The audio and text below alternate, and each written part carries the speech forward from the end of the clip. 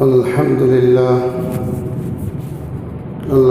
لله نحمده ونستعينه ونستغفره ونؤمن به ونتوكل عليه ونعوذ بالله من شرور أنفسنا ومن سيئات أعمالنا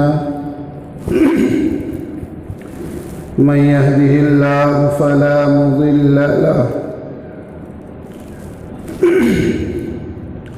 ومن يضلله فلا هادي له ونشهد أن لا إله إلا الله وحده لا شريك له ونشهد أن سيدنا وسندنا وشفيعنا ونبينا وهادينا ومرشدنا ومولانا محمدا عبده ورسوله أرسله بالحق بشيرا ونذيرا وداعيا إلى الله بإذنه وسراجا منيرا وصلى الله تعالى على آله وأصحابه وأزواجه وذرياته أجمعين أما بعد فأعوذ بالله السميع العليم من الشيطان الرجيم بسم الله الرحمن الرحيم قال الله تبارك وتعالى في كتابه المجيد والفرقان الحميد أعوذ بالله من الشيطان الرجيم بسم الله الرحمن الرحيم قل إن صلاتي ونسكي ومحياي ومماتي لله رب العالمين لا شريك له وبذلك وأمرت وأنا أول المؤمنين وقال النبي صلى الله عليه وسلم أنا ابن ذبيحين اللهم صل على محمد وعلى آل محمد كما صليت على إبراهيم وعلى آل إبراهيم إنك حميد مجيد اللهم بارك على محمد وعلى آل محمد كما باركت على إبراهيم وعلى آل إبراهيم إنك حميد مجيد میرے محترم بزرگوں، عزیز بچوں اور اسلام کے پروانوں، اللہ رب العالمین کا بے حد احسان و کرم ہوا کہ اللہ رب العالمین نے ہمیں اور آپ کو حسب معمول اپنے بارگاہ میں بلایا اور نماز جمعہ ادا کرنے کی توفیق نصیب فرمائی۔ اللہ رب العالمین سے دعا ہے اللہ رب العالمین ہمارے مل بیٹھ کر جمع ہونے کو، بیٹھنے کو قبول فرمائے۔ محترم حضرات، جیسا کہ آپ احباب کو معلوم ہے کہ ذی الحجہ کا مہینہ چل رہا ہے۔ گزشتہ جمعہ قربانی سے متعلق اہم مسائل اور فضائل کے اوپر گفتگو ہو ہی رہی تھی کہ وقت نے ہمیں جواب دے دیا۔ انشاءاللہ آج اسی کارواں کو آگے بڑھاتے ہوئے مزید کچھ مسائل اور فضائل کے اوپر گفتگو کریں گے۔ گزشتہ جمعہ حضرت ابراہیم علیہ السلام اور حضرت اسماعیل علیہ السلام کی سوانح عمری اور ان کا واقعہ بیان کیا جا رہا تھا۔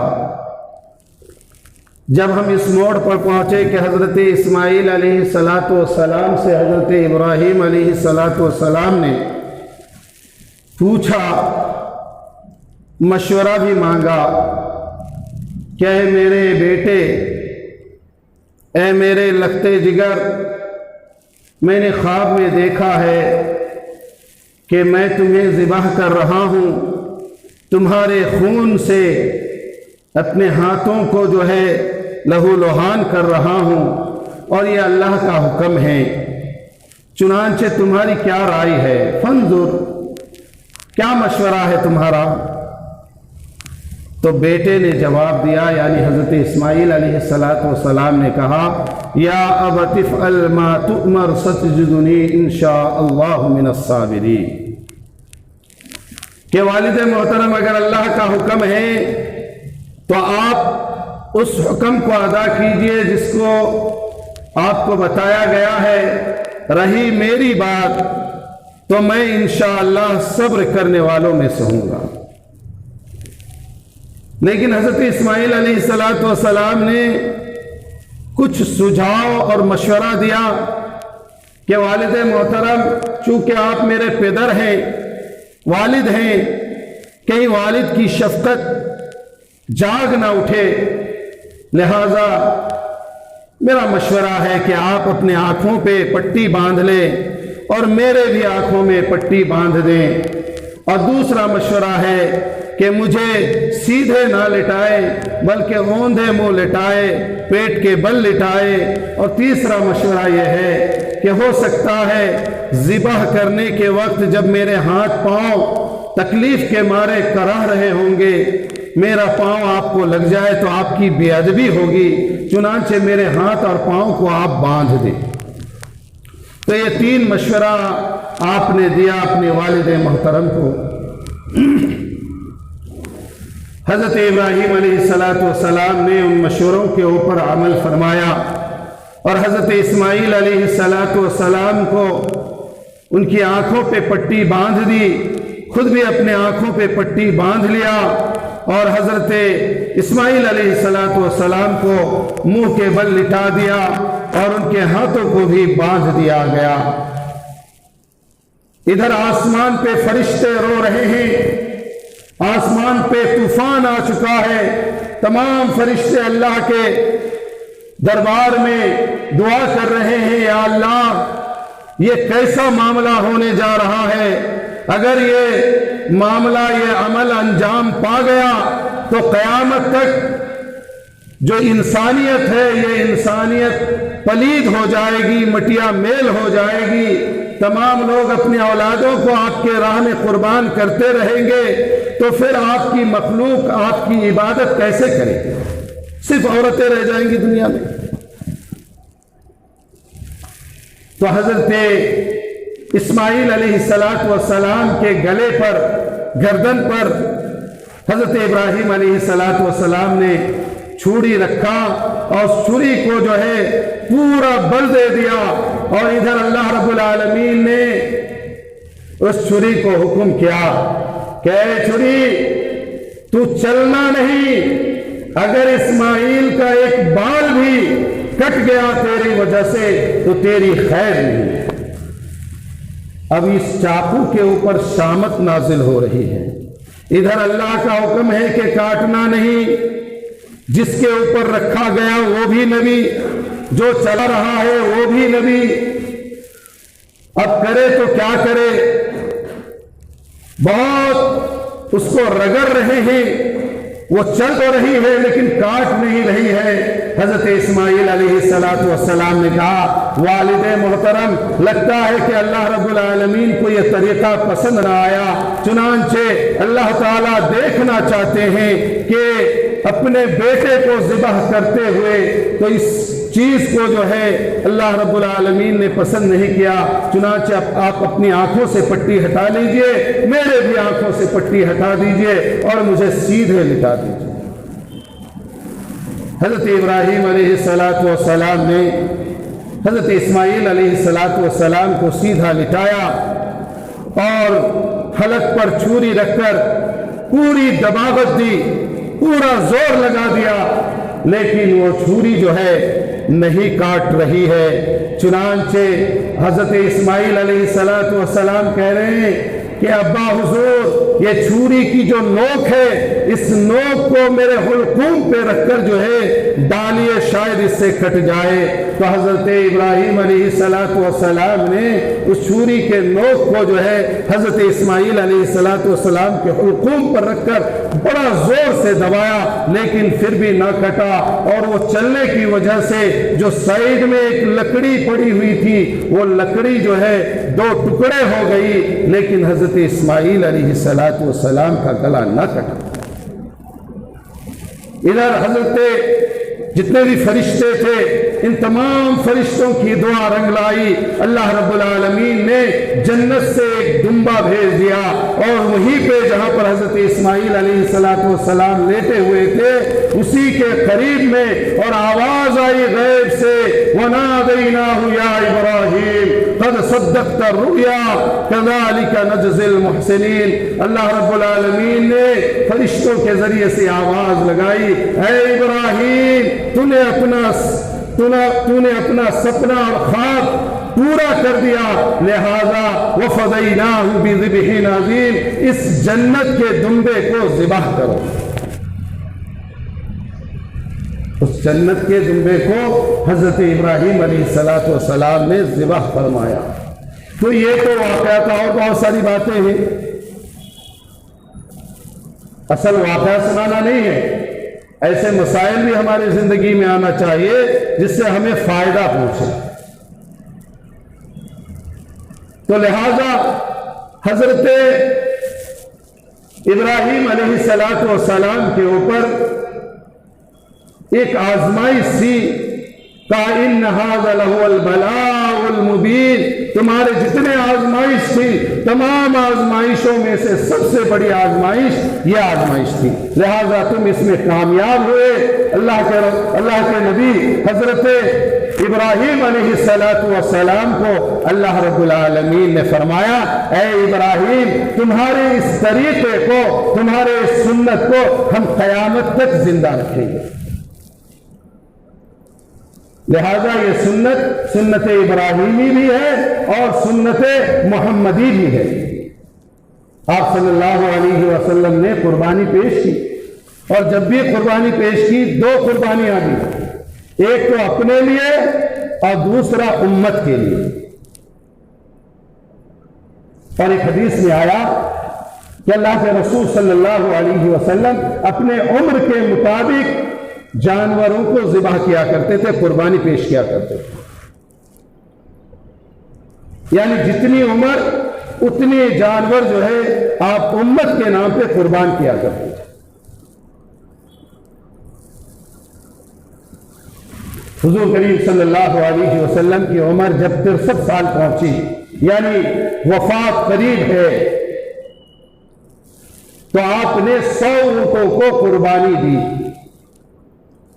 اور عرفات کے میدان میں اللہ کے رسول صلی اللہ علیہ وسلم کے اونٹوں کے ساتھ حضرت عثمان غنی رضی اللہ تعالی عنہ کے بھی اونٹ تھے، لہذا علماء نے لکھا ہے کہ آپ نے ان 100 اونٹوں میں سے 63 اونٹ آپ کے اپنے تھے، اور باقی حضرت عثمان غنی رضی اللہ تعالی عنہ کے اونٹ تھے۔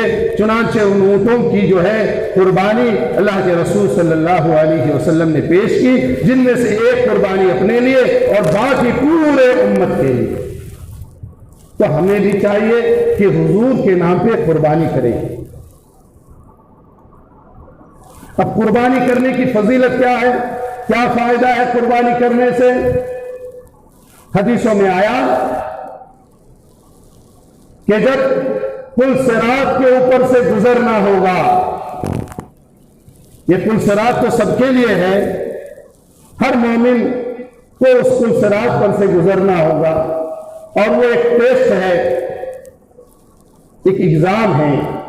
تو اللہ کے رسول صلی اللہ علیہ وسلم نے ارشاد فرمایا کہ جو قربانی صدق دل سے، سچے دل سے، اللہ کو راضی کرنے کے لیے، گوشت کھانے کے لیے نہیں، دنیا کو دکھانے کے لیے نہیں، جو اس طریقے کی قربانی کرتا ہے، تو اللہ رب العالمین اس جانور کو پل صراط میں اس انسان کے سامنے پیش کرے گا۔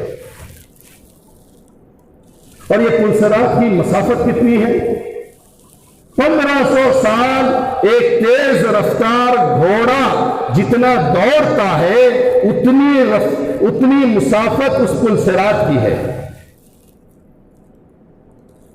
اب کس کی مجال اللہ نہ چاہے تو ہم اس سے گزر جائے، چاہے جتنا بڑا عابد ہو دنیا کے اندر. تو اللہ رب العالمین اس جانور کو، اس قربانی کے جانور کو حکم دے گا کہ جس انسان نے تمہیں میری راہ میں میری خوشنودی کے واسطے قربان کر دیا، اس شخص کو اپنے پیٹھ پر بیٹھا لے اور پل صراط کے اوپر سے جو ہے گزر جا. یہ فضیلت ہے. اور وہ پل صراط کے اوپر سے وہ جانور اس طرح گزرے گا جیسے انسان یہ پلک چھپک کر آنکھیں کھولتا ہے. یہ لمحہ لگے گا 15 سال کی مسافت کو طے کرنے میں. ایک دوسری حدیث میں آیا، اللہ کے رسول صلی اللہ علیہ وسلم نے فرمایا کہ جو انسان قربانی کرتا ہے اس کا خون، اس جانور کا خون زمین پر گرنے سے قبل اس انسان کا جس کے نام پہ قربانی ہو رہی ہے، اس کے 1 سال آگے اور 1 سال پیچھے کے تمام صغائر گناہوں کو معاف کر دیا جائے. اور ایک حدیث میں آیا کہ جانور کے بدن کے اوپر جو بال ہوتے ہیں، اس کے پورے جسم کے اوپر بال ہے، تو اس بال کے ہر ایک بال کے بدلے میں، ہر ایک بال کے بدلے میں نیکی لکھی جاتی ہے اور ایک گناہ معاف کیا جاتا ہے اور ایک درجہ بلند کر دیا جاتا ہے. قربانی کی بڑی فضیلت ہے. لیکن آج ہم قربانی نہیں کرنا چاہتے. برتھ ڈے منا لیں گے، 10,000 روپیہ خرچ کر دیں گے،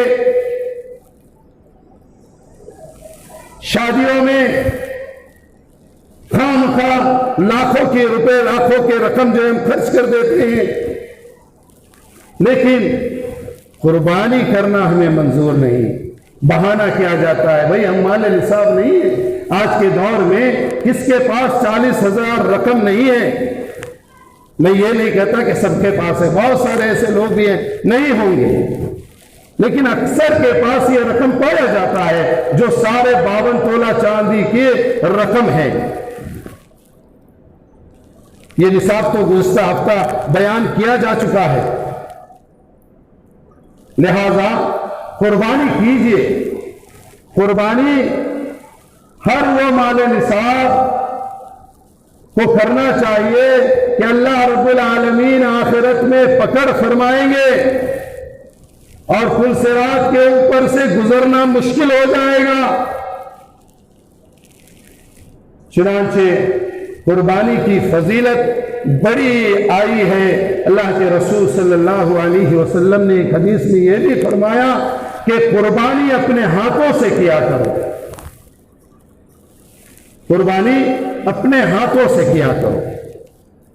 جب اپنے ہاتھوں سے قربانی کرتے ہیں تو مقصد یہ ہے اس حدیث کا کہ ہمارے دلوں میں جو ہے ایک محبت پیدا ہو. جس طریقے سے حضرت ابراہیم علیہ السلام نے اپنے بیٹے کی قربانی دینے گئے تو کتنی دل کو جو ہے تکلیف پہنچی ہوگی، لیکن اللہ کی محبت کو سامنے رکھ کے آپ نے اس عمل کو انجام دیا. تو اس کے حوالے سے بہت سارے ایسے ہندوستان کے اندر اور پورے دنیا کے اندر اور بڑے بڑے علماء نے اس کو عمل میں لایا. شیخ الاسلام مولانا محمود الحسن مدنی رحمت اللہ علیہ ہر جانور کو 6 ماہ اپنے پاس رکھا کرتے تھے. کتنے بڑے عالم تھے، کتنی مشغولیت تھی. اپنے پاس رکھ کر ان تمام مشغولیت کے باوجود اس جانور کو اپنے پاس رکھ کر جو ہے اس کو بڑے جتن کے ساتھ پالتے تھے، اور جب قربانی کا دن آتا تو اپنے ہاتھوں سے اس کو ذبح کرتے تھے. اسی طریقے سے امام اعظم ابو حنیفہ رحمۃ اللہ علیہ وہ جب قربانی پیش کیا کرتے تھے تو وہ خرید کر نہیں لاتے تھے بازار سے،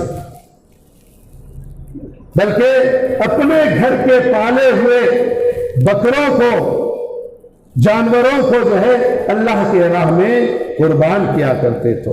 تو کوشش یہ کرنی چاہیے کہ کم از کم اگر ہم 6 مہینہ نہیں پال سکتے، مشغولیت ہے، شہر کا ماحول ہے، ان کے چارے ملنے میں دقتیں ہوتی ہے، تو کم از کم جو ہے 1 مہینہ 15 دن تو پال ہی لیجیے تاکہ یہ سنت بھی ادا ہو۔ اسی طریقے سے جب ہم قربانی دیتے ہیں تو جانور کو ہم دکھاتے ہیں لوگوں کو، بڑا موٹا تازہ ہے بھائی، 50 کلو گوشت آئے گا، کوئی بولتا ہے 40 کلو گوشت آئے گا، یہ غلط ہے، ایسا نہیں کرنا چاہیے۔ آپ لحیم و شہین جانور خریدیے، موٹا تازہ جانور خریدیے، لیکن اس کی نمائش مت کیجیے۔ ایسی نمائش کرنے کو اللہ کے رسول صلی اللہ علیہ وسلم نے ارشاد فرمایا کہ اس کو نمائش حاصل ہو جائے گی لیکن اس کی قربانی جو ہے ادا نہیں ہوگی۔ جب ہم اللہ کو راضی کرنے کے لیے قربانی دے رہے ہیں تو ان چیزوں کا خیال رکھنا چاہیے۔ اسی طریقے سے قربانی جب ہم کرتے ہیں تو وہ بہت سارے لوگ خون جمع کرتے ہیں۔ اسلام میں خون چاہے قربانی کے جانور کا ہو یا عام جانور کا ہو، خون کھانا یا پینا حرام ہے۔ کھانا اس لیے بولا کہ اس کو جمع کر کے قتلی بنا کے گوشت کی طرح کھاتے ہیں لوگ، اور پینا چونکہ وہ بہتا ہے تو اس کو پینا بھی حرام ہے، کھانا بھی حرام ہے۔ تو ان چیزوں سے بچیے۔ اگرچہ قربانی کا جانور ہے اس کے خون کو جمع مت کیجیے، بہائیے، خون کو بہنے دیجیے۔ اب بہت سارے لوگ حوالہ دیتے ہیں، حضرت وہ خون جو ہے نالے میں چلا جا رہا ہے، اس سے کوئی مذائقہ نہیں ہے۔ خون آپ زمین پر بہائیے، آپ کے گھر میں اسپیس نہیں ہے، نالے کی طرف جا رہا، جانے دیجیے، اس میں کوئی مذائقہ نہیں ہے، لیکن خون کو بہانا شرط ہے، اس کو جمع کر کے مت رکھیے۔ اسی طریقے سے جب ہم جانور کو قربان کر کے اس کو 3 حصے میں تقسیم کرتے ہیں، جانور کا گوشت 3 حصہ ہوتا ہے، ایک تو غریبوں کے لیے، دوسرا رشتہ داروں کے لیے، اور تیسرا ہمارے اپنے گھر کے لیے۔ تو غریبوں کا جو حق ہے اس کو جو ہے ہم ٹھیک سے ادا نہیں کرتے، جو دیکھا گیا عام طور پہ۔ بہت سارے لوگ ہوں گے، یہ میرا کوئی الزام بھی نہیں ہے، اپنے آنکھوں کا دیکھا ہوا مشاہدہ میں بیان کر رہا ہوں کہ 2-4 گھروں میں جو ہے 1-2 روٹی بھیجتے، 100 گرام گوشت بھی نہیں ہوتا۔ جو آدمی نمائش کرتا ہے کہ 40 کلو گوشت ہوگا، 50 کلو گوشت ہوگا، اس آدمی کا عمل کیا ہو رہا ہے کہ وہ غریبوں کا جو حصہ ہے، مان لیجیے 30 کلو گوشت نکلا تو 10 کلو حصہ ہے، اس میں سے 1-1.5 کلو ہی بانٹا جاتا ہے۔ ارے بھائی، اللہ کو راضی کرنے کے لیے آپ قربانی پیش کر رہے ہیں، کھانے کے لیے نہیں۔ تو غریبوں کا جو حصہ ہے وہ غریبوں کو دے دو، کم از کم اتنا گوشت دو جو بیچارہ 2 روٹی کھا سکے۔ 1 ٹکڑے 2 ٹکڑے گوشت دیتے، 100 گرام نہیں ہوتا صاحب۔ تو ان چیزوں میں بھی ہمیں اور آپ کو دھیان دینے کی ضرورت ہے۔ اب بہت سارے لوگ دلیل بھی پیش کر دیتے، حضرت بہت سارے غریب ہیں، تو یہ کہنے کی بات ہے غریب، بہت سارے غریب ہیں، تو بہت سارے جب غریب ہیں تو سب تک پہنچاؤ نا۔ یہ فارمولا آپ سیٹ کر رہے ہو، تھوڑا تھوڑا سب کو دینا، 1-2 آدمی تو نہیں ہے جو پورا ڈال دے، تو آپ کو پورا دینے کی ضرورت نہیں ہے۔ کم از کم اتنا گوشت دیجئے کہ غریب انسان 2 روٹی کھا سکے اور آپ کو دعا دے۔ اسی طریقے سے ایک حصہ نکالا جاتا ہے رشتہ داروں کے لیے، تو وہ رشتہ داروں تک پہنچانا چاہیے، اور بغیر رشتہ داروں کے حکم کے بغیر، بہت سارے ایسے رشتہ دار ہیں جو قریب میں نہیں ہیں، اب کوئی مان لیجئے ایک مثال کے طور پر ایک مثال پیش کر رہا ہوں کہ کوئی دلی کا انسان آ کے آپ کے چکبالا پور میں رہ رہا ہے، تو ظاہر سی بات ہے اس کے رشتہ دار اتنے نہیں ہوں گے، تو 2-4 دوست احباب بنائے ہوں گے انہوں نے، 2-4 دوست احباب کو دینے کے بعد اب جو ہے یہ گوشت بچ گیا، تو اس گوشت کو آپ کھا سکتے ہیں، یا پھر قریب میں رشتہ دار ہیں، انہوں نے آپ سے گوشت نہیں لیا کہ ہم کو ڈاکٹر نے منع کیا ہے گوشت کھانے سے، پھر بھی اس انسان کو تھوڑا سا منہ میں رکھنا چاہیے۔ اب وہ کہہ رہا ہے کہ آپ اس کو استعمال کر لو، تو اس میں کوئی مذائقہ نہیں ہے، تو یہ حق ہے اور اس حق کو ادا کرنا چاہیے۔ اسی طریقے سے قربانی کے جانوروں کو ہم لوگ ہار پہناتے ہیں، ہار پہنا کے پھر اس کے بعد اس کی قربانی دے رہے ہیں۔ اسلام میں اس کا کوئی دستور نہیں ہے، اسلام میں ایسا کرنا منع ہے، آپ ہار مت پہنائیے۔ البتہ یہ ہے بہت سارے لوگ غسل دیتے ہیں، ہاں صاف شفاف رکھنا چاہیے، صاف شفاف کرنے کے بعد اگر ہم قربانی دیتے ہیں تو زیادہ بہتر ہے، اگر کوئی اسی حالت میں دیتا ہے تو بھی کوئی مذائقہ نہیں ہے۔ تو غور کرنے والی بات یہ ہے کہ ہم خون جمع نہ کریں، اسی طریقے سے خون کے ساتھ ساتھ ہم غریبوں کا جو حق ہے اس حق کو اس تک پہنچا دے، اور اگر زیادہ غریب غربا آپ کے حق میں نہیں ہیں تو جتنے کو آپ جانتے ہیں وہ 10 کلو گوشت یا 5 کلو جو اس کا حصہ نکلتا ہے اتنے لوگوں کو دے کر ختم کرے، اس کا حق آپ نہ کھائیں۔ لَن يَنَالَ اللَّهُ لُحُومُهَا وَلَا دِمَاؤُهَا وَلَكِنْ يَنَالُهُ التَّقْوَىٰ، کہ اللہ رب العالمین تمہارے گوشت کو نہیں دیکھتا، اللہ رب العالمین تمہارے جانور کے خون کو نہیں پیتا، بلکہ اللہ رب العالمین تمہاری نیت کو دیکھتا ہے، تو نیت ہماری اچھی ہونی چاہیے۔ اسی طریقے سے اب تو یہ قربانی کے چھوٹے موٹے مسائل تھے، اس کو بیان کیا، اب اسی میں 1-2 مسئلہ یہ بھی آتا ہے کہ ایام تشریق 9 ذی الحجہ فجر کی نماز سے لے کر 13 ذی الحجہ عصر کی نماز تک تکبیر پڑھنا ہوتا ہے، اس کا بھی خیال رکھیں، اور یہ 1 مرتبہ بلند آواز سے پڑھنا واجب ہے اور 3 مرتبہ پڑھنا افضل ہے۔ تو ہم سبوں کو چاہیے کہ ہم لوگ اس تکبیر کو پڑھیں اور اپنے رب کو اپنے اوپر راضی کر لے، ان کے خوشنودی کا ذریعہ بنے۔ ایک حدیث میں آیا ہے کہ افضل الایام ذی الحجہ کے جو 1 سے لے کر 10 تاریخ ہے یہ افضل الایام ہے۔ ایسے تو روزہ کا پورا مہینہ افضل الایام ہے، لیکن روزے کے بعد یہ 1 تاریخ سے لے کر 10 ذی الحجہ یہ افضل الایام ہیں۔ ان دنوں کے اندر کوئی چھوٹا سا نیک عمل کرتا ہے تو اس کے بدلے میں اللہ رب العالمین اس بندے کو اللہ کے راستے میں جہاد کرنے سے زیادہ نیکی عطا فرماتے ہیں۔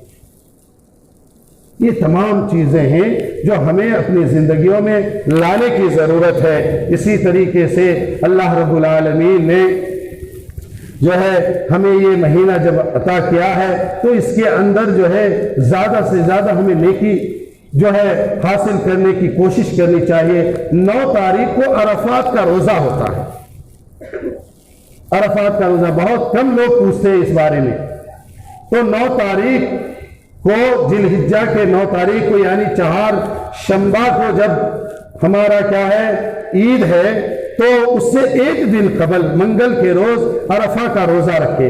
اس کی فضیلت یہ ہے کہ اللہ رب العالمین عرفات کے روزہ رکھنے والے کے 1 سال قبل اور 1 سال ماہ بعد صغیرہ تمام گناہوں کو معاف فرما دیتے ہیں۔ تو یہ چھوٹے چھوٹے مسائل ہیں، اس کے اوپر اگر ہم عمل کریں گے تو اللہ رب العالمین جو ہے ہم سے راضی ہوں گے اور ہماری قربانی اچھی ہوگی۔ اسی طریقے سے ایک مسئلہ لوگ پوچھتے ہیں کہ ناخن کاٹنا، بال کاٹنا، ناخن تراشنا یہ کیسا ہے؟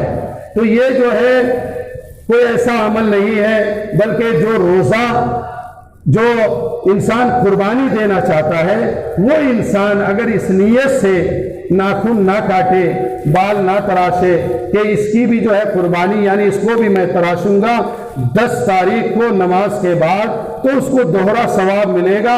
لیکن یہ ایک مستحب عمل ہے، یہ کوئی واجب نہیں ہے، فرض نہیں ہے۔ اگر کوئی انسان جو قربانی دینے والا ہے اگر ناخن کاٹ لیا، بال کاٹ لیے تو اس کی قربانی نہیں ہوگی، ایسی کوئی بات نہیں ہے۔ اگر کوئی ایسا کرتا ہے کہ وہ ناخن عید کی نماز کے بعد کاٹتا ہے تو اس کو ثواب ملے گا، لیکن دوہرا ثواب ہے۔ اور جو کاٹ لیتا ہے، جو بالوں کو جو ہے تراش لیتا ہے، تو اس کی بھی قربانی ہوگی، اس کی قربانی میں کوئی کمی نہیں آئے گی۔ تو یہ چھوٹی چھوٹی باتیں ہیں جس کو ہمیں اور آپ کو جو ہے بڑے غور سے سننا چاہیے اور اس کے اوپر جو ہے عمل کرنا چاہیے۔ اللہ رب العالمین سے دعا ہے اللہ رب العالمین ہمارے کہنے سننے کو قبول و مقبول فرمائے۔ اور ایک ضروری اعلان کہ ہم اور آپ سبھی کو معلوم ہے کچھ دن قبل لاک ڈاؤن لگا حکومت کی طرف سے، اور اس میں بڑی پابندیاں آئی اور احتیاطی تدابیر کے لیے بھی کہا گیا، تو ان تدابیروں کو نہ چھوڑیں، ان تدابیروں کو نہ چھوڑیں۔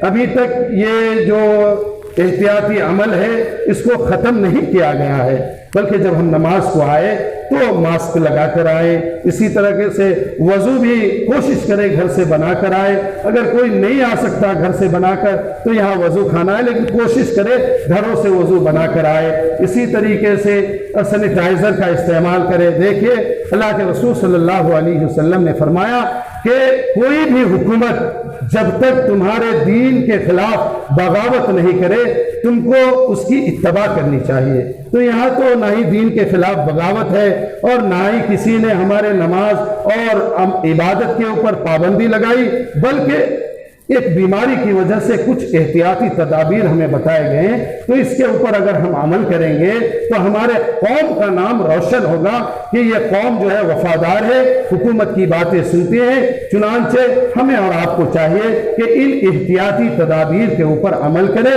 انشاءاللہ عمل کریں گے انشاءاللہ اللہ رب العالمین کہنے سننے سے زیادہ عمل کی توفیق نصیب فرمائے۔ جو حضرات سنت ادا نہیں کیے سنتیں ادا کر لیں۔